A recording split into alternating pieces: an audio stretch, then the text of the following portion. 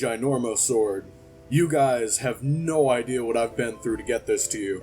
I thought it was dead, I really did. I did some digging and I couldn't find it. For the longest time. Until I found this one guy on YouTube by the name of KGY121. Huh. Catchy name.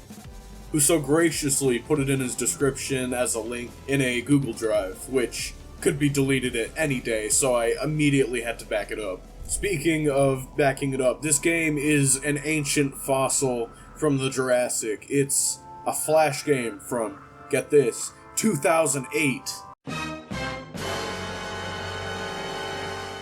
And without further ado, this is Ginormo Sword. So I know what you're thinking. That's it, huh?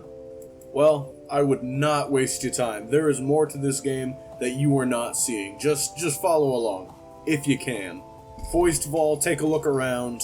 You're a pink guy on a map. And then, you're a pink guy fighting other pink things that look like pigs, mixed with the little creatures from Slime Rancher.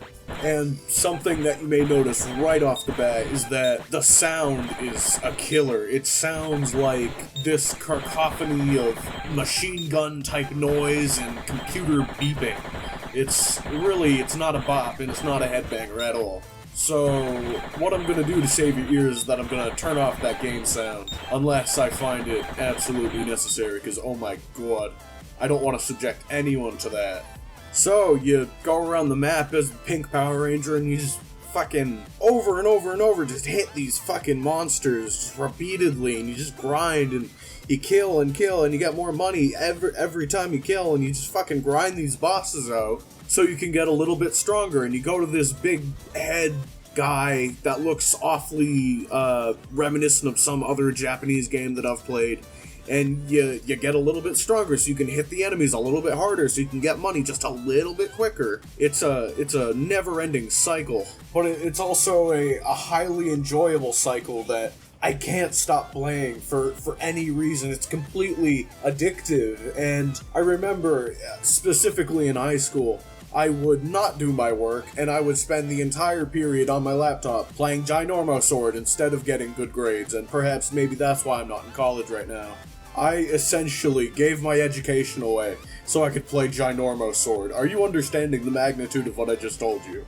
Once you get to about the third area, the game starts to open up, because you can go to the swordsmith, and what he does is he makes your sword, get this, he makes it ginormo. And all I have to say, Ginormo the sword, Ginormo the fun. You can pay him incrementally increasing gold to make your sword both longer and wider. Excuse any innuendo that might pop up. As you may or may not have figured out already, this is where the game gets its name, Ginormo Sword, because your sword gets ginormo. This game can often come across as really frustrating and kind of repetitive and tedious, but perhaps that's the point. Perhaps it's all about the journey of Ginormo Sword and all of the effort and time that it takes to get to the end. It makes these weird difficulty spikes that it has worth it almost. For example, around the third area, these weird titty harpies things shoot love bolts at you, right? And it suddenly becomes this huge problem that forces you to go back and to grind a little bit more. But that,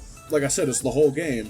And I believe the game was designed intentionally with these difficulty spikes, just so you would go back and grind and do you get the core gameplay loop. And for that reason, I think Ginormo Sword should go down in the Gaming Hall of Fame.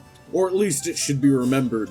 And that's why I wanted to make this video, to just get the word out about Ginormo Sword and what a masterpiece it is. And I feel like a lot of people might get turned off just at a first glance because of the graphics are a little bit primitive, and perhaps a 12-year-old might be able to draw these graphics, but it's not about the graphics. It's not about having great pixel art, even though some of these bosses do come across as kind of imaginative, and I do enjoy some of the art in it, especially this little spooky dude. Ooh. Any whoozle whatsits, that'll wrap it up for today's video. If you made it this far in the video, please give it a like. I added a link to Ginormo Sword in the description. Make sure you give it a good old 1-2, turn around, punch him in the face. Bye.